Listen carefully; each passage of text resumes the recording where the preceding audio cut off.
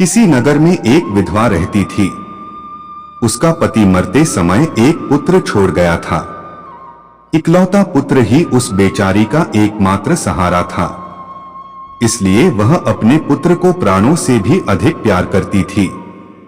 पढ़ लिख कर वह विद्वान बने, इसलिए विधवा ने लड़के को पाठशाला में दाखिल करा दिया था। लड़का नित्य नियम पूर्वक पाठशाला जाता और मन लगाकर पढ़ता। धीरे धीरे दिन बीतने लगे। एक रात उस लड़के ने स्वप्न देखा कि उसका विवाह सूरजपुर राज्य की राजकुमारी के साथ हो गया। आंख खुलने पर उसे बड़ी खुशी हुई और वह खिलखिलाकर हंसने लगा। किंतु दूसरे ही क्षण उसने सोचा, कहां सूरजपुर राज्य की राजकुमारी और कहां मैं, एक गरीब विधवा का पुत्र, इसलिए यह स्वप्न झूठा है। और वह सिसक सिसक कर रोने लगा। उसका हंसना रोना सुनकर उसकी मां ने पूछा, क्या बात है बेटा, अभी तो तू हंस रहा था, इतने में ही रोने क्यों लगा? लड़के ने कोई उत्तर नहीं दिया। रोज की तरह उस दिन भी वह पाठशाला गया। वहां भी स्वप्न की याद करके हंसने लगा। गुरुजी ने उसके हंसने और रोने का कारण पूछा तो उन्हें भी उसने कुछ नहीं बताया। इस बात से गुरुजी नाराज हुए और दंड देकर कारण बताने को विवश करने लगे, परंतु लड़के ने कुछ भी नहीं बताया। शाम को जब छुट्टी हुई तो लड़का रोता हुआ घर आया। उसकी दशा देखकर विधवा बहुत दुखी हुई। उसने तुरंत राजा के पास जाकर पाठशाला के गुरुजी की शिकायत कर दी।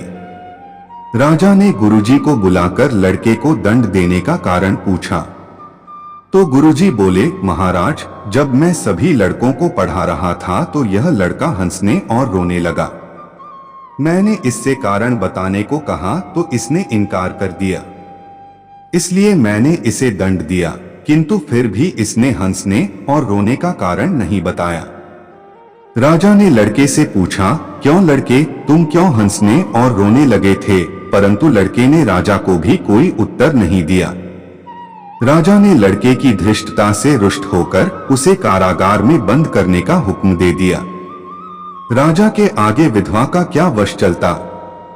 लाचार होकर बेचारी रोती पीटती घर चली आई। इनके थोड़े दिनों बाद सूरजपुर राज्य का राजदूत राजा के दरबार में आया। राजदूत ने राजा को एक पत्र और 3 लकड़ी के टुकड़े दिए। राजा ने सूरजपुर राज्य के राजा का भेजा हुआ पत्र खोलकर पढ़ा।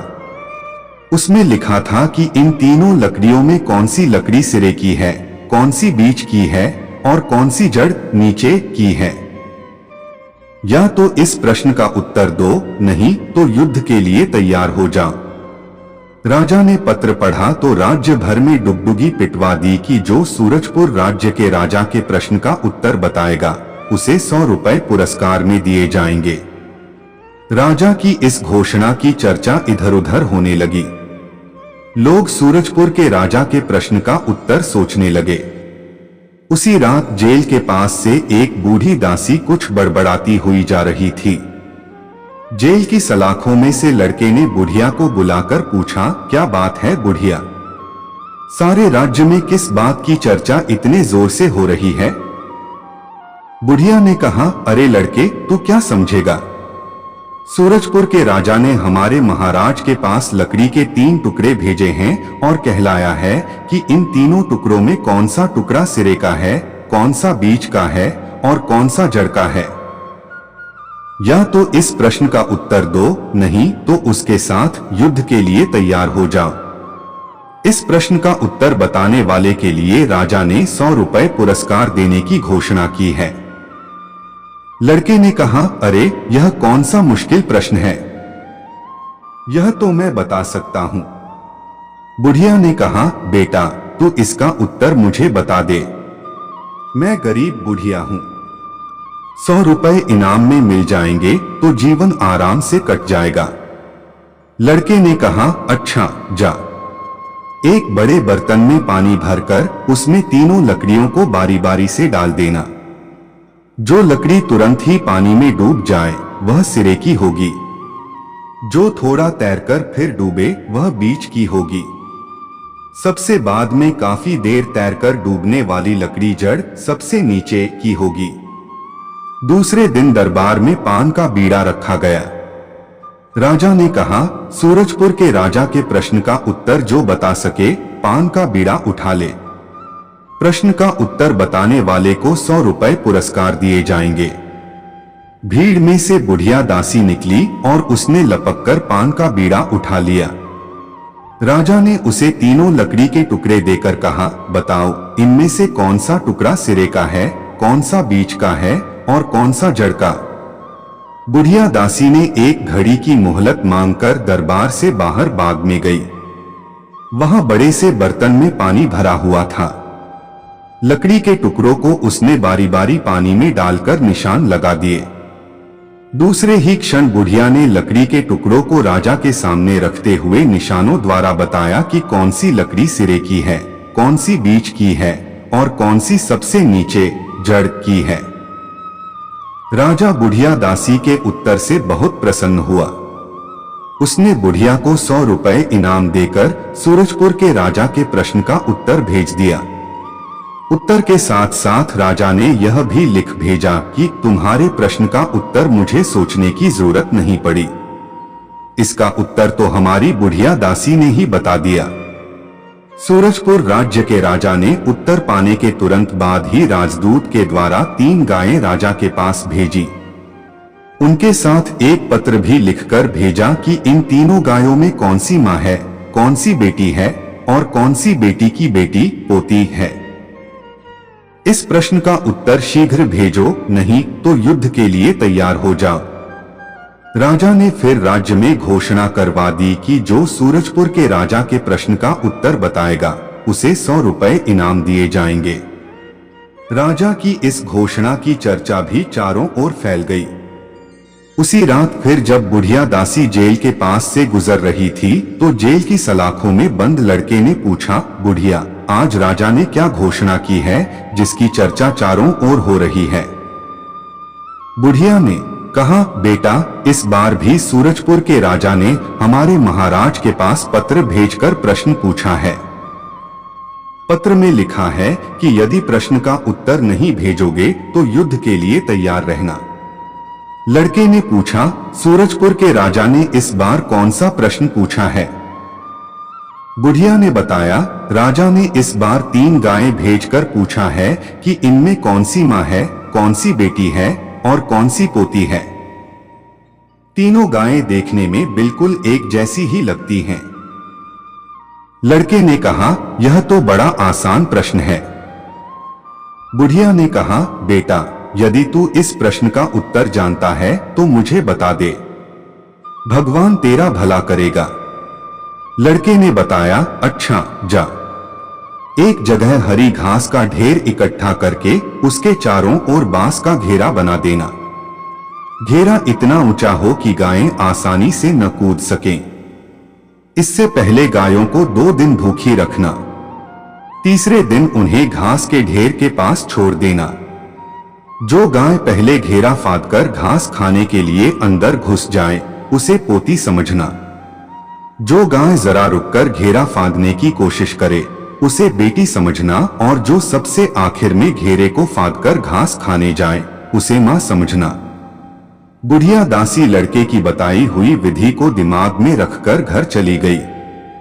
दूसरे दिन जब दरबार लगा और पान का बीड़ा रखकर राजा ने अपनी घोषणा फिर से दोहराई तो बुढ़िया दासी ने लपककर पान का बीड़ा उठा लिया। बोली, महाराज सूरजपुर के राजा के प्रश्न का उत्तर मैं दूंगी, किंतु इसके लिए मुझे 3 दिन का समय चाहिए और तीनों गायों को मेरी इच्छा अनुसार एक अलग स्थान पर रखा जाए। उनकी देखरेख मैं जैसा चाहूंगी करूंगी। राजा ने बूढ़ी दासी की शर्तें स्वीकार कर लीं और गायों को उसके हवाले कर 3 दिन का समय दे दिया। तीसरे दिन दरबार लगने से पहले बुढ़िया ने युवक की बताई हुई विधि से प्रश्न का उत्तर निकाल लिया था। जब दरबार लगा तो बुढ़िया ने गायों को क्रमशः खड़ी करके उत्तर बता दिया। इस बार भी राजा ने प्रसन्न होकर बुढ़िया को 100 रुपए इनाम दिए और सूरजपुर के राजा के प्रश्न का उत्तर लिखकर भेज दिया। अपने दूसरे प्रश्न का उत्तर प्राप्त करने के बाद सूरजपुर के राजा ने तीसरा पत्र लिखकर भेजा। सूरजपुर के राजदूत ने जब तीसरा पत्र राजा को दिया तो राजा ने खोलकर पढ़ा। उसमें राजा ने लिखा था, मेरे पलंग के चारों पायों के नीचे 4 सोने की ईंटें रखी हुई हैं। यदि आपके राज्य का कोई चोर इन्हें चुरा सकता है तो ले जाए, नहीं तो हमारे साथ युद्ध के लिए तैयार हो जाइए। राजा ने इस कार्य को करने वाले के लिए भी इनाम रखकर घोषणा करवा दी, किंतु किसी ने भी इस कार्य के लिए बीड़ा नहीं उठाया। फलस्वरूप सारे राज्य में बेचैनी सी फैल गई। उस रात भी बुढ़िया दासी जब जेल के पास से जा रही थी तो लड़के ने पूछा, क्या बात है बुढ़िया? आज राजा ने कैसी घोषणा की है जिसके कारण सारे राज्य में बेचैनी सी फैली हुई है? बुढ़िया ने कहा, बेटा कुछ मत पूछो, सूरजपुर के राजा का एक तीसरा पत्र और आया है। उसमें उसने लिखा है कि मेरे पलंग के पायों के नीचे 4 सोने की ईंटें रखी हैं। उन्हें यदि तुम्हारे राज्य का कोई चोर चुरा कर ले जा सकता है तो ले जाए, नहीं तो युद्ध की धमकी दी है। लड़के ने कहा, अरे बुढ़िया, यह भी भला कोई मुश्किल काम है, इसे तो मैं करके दिखा सकता हूं। बुढ़िया तुरंत राजा के पास दौड़कर गई और बोली, महाराज चिंता करने की कोई बात नहीं। सूरजपुर के राजा की सोने की ईंटें तो जेल में बंद विधवा का लड़का चुरा लाने को तैयार है। राजा ने पूछा, सच? बुढ़िया ने बताया, हाँ महाराज, अभी अभी उसने मुझसे कहा है कि वह सूरजपुर जाकर सोने की ईंटें चुरा कर ला सकता है। राजा ने प्रसन्न होकर विधवा के लड़के को जेल से निकालकर दरबार में पेश करने को कहा। विधवा का लड़का जब जेल से निकालकर लाया गया तो राजा ने पूछा, क्या तुम सूरजपुर के राजा के पलंग के नीचे रखी हुई सोने की ईंटें चुराकर ला सकते हो? लड़के ने उत्तर दिया, हाँ महाराज, मैं सूरजपुर के राजा के पलंग के नीचे रखी सोने की ईंटें चुराकर ला सकता हूँ, परंतु इसके लिए 6 महीने का समय, 2 नौकर और रास्ते का पूरा खर्च आपको देना होगा। राजा ने उसे 2 नौकर और 6 महीने के लिए पूरा मार्ग व्यय दे दिया। दूसरे दिन लड़का सूरजपुर के लिए रवाना हो गया। विधवा का लड़का जब सूरजपुर राज्य में पहुंचा तो उसे पता लगा कि राजा ने अपने महल के चारों ओर गहरे पानी की नहर खुदवा दी है, जिससे चोर पानी पार करके आने लगे तो पता लग जाए। नौकर चाकरों के आने के लिए केवल एक छोटा सा पुल बना हुआ था, जिस पर हर वक्त सिपाहियों का कड़ा पहरा रहता था। इसके अतिरिक्त चोर का पता बताने के लिए राजा ने एक ज्योतिषी भी बैठा रखा था। विधवा का लड़का जब सूरजपुर के बाजारों में रहने लगा तो ज्योतिषी ने राजा को खबर कर दी कि चोर ने राज्य की सीमा में प्रवेश कर लिया है। राजा ने सिपाहियों को सतर्क रहने की आज्ञा दे दी। विधवा के लड़के ने जब वहां की दशा अच्छी तरह देख ली तो एक तालाब में डुबकी लगाकर कई दिनों तक सांस रोकने का अभ्यास करने लगा।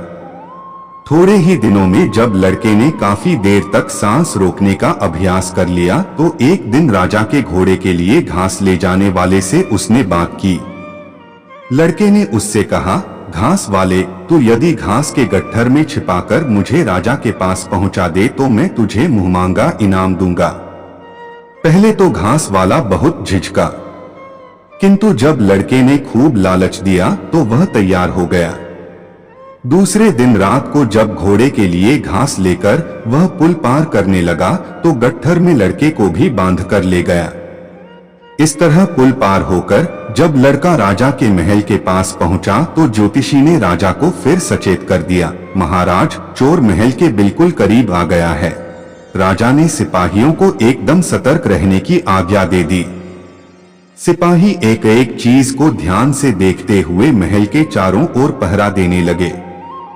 रात को जब राजा अपने पलंग पर सो गया तो लड़के ने महल के भीतर घुसने की कोशिश की, किंतु सिपाही इतने सतर्क थे कि महल के आसपास छिपकर रहना भी उसके लिए कठिन हो गया।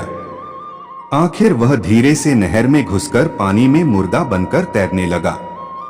सुबह होने पर राजा ने फिर ज्योतिषी को बुलवाकर पूछा तो ज्योतिषी ने बताया कि चोर पानी में मुर्दा बनकर तैर रहा है। ज्योतिषी की इस सूचना से राजा ने सिपाहियों को भेजकर जब पता करवाया तो वास्तव में एक लड़का पानी में तैर रहा था। राजा ने अपने सिपाहियों को आदेश दिया कि इस लड़के को पानी से बाहर निकालकर मेरे सामने पेश किया जाए। सिपाहियों ने ऐसा ही किया। वह लड़का बिल्कुल मुर्दा बनकर दम साधे हुए मुर्दों की तरह पड़ा हुआ था। राजा ने आज्ञा दी, इसे घोड़े की पूंछ में बांधकर महल के चारों ओर घसीटा जाए। अगर यह जिंदा होगा तो सड़क पर घिसटने से जरूर चीखेगा, चिल्लाएगा, और यदि मुर्दा होगा तो कितनी भी चोट लगे पर यह ऐसे ही रहेगा। राजा की आज्ञा अनुसार लड़के को रस्सी से बांधकर घोड़े की पूंछ में बांध दिया गया। घोड़े पर एक आदमी सवार होकर उसे महल के चारों ओर सड़क पर घसीटने लगा। लड़के की पीठ कंकड़ों से रगड़कर कई स्थानों पर छिल भी गई, पर वह टस से मस नहीं हुआ। अंत में राजा ने घोड़े की पूंछ से छुड़वाकर उसे फिर नहर में फेंक देने को कहा, क्योंकि उसे विश्वास हो गया कि वह लड़का जीवित नहीं बल्कि मुर्दा है। लड़के को नहर में फेंकवाकर राजा ने फिर ज्योतिषी को बुलवाकर कहा, ज्योतिषी, तुम्हारी की गई भविष्यवाणी तो बिल्कुल गलत साबित हुई। तुम तो पाखंडी हो और मेरे दरबार में पाखंडियों के लिए कोई स्थान नहीं है।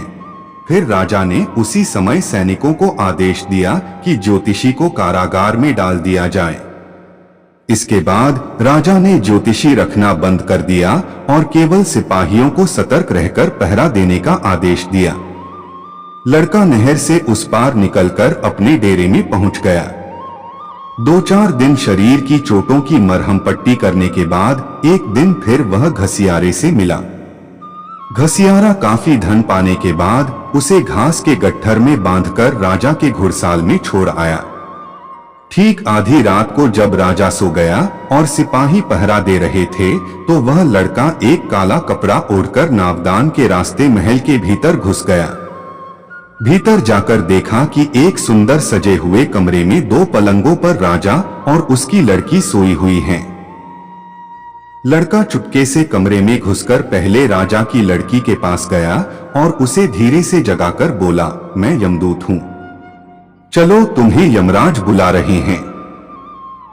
राजा की लड़की ने उसे काले कपड़ों में देखकर सचमुच यमदूत मान लिया और घबराकर बोली, नहीं, अभी मैं मरना नहीं चाहती, मेहरबानी करके मुझे छोड़ दो।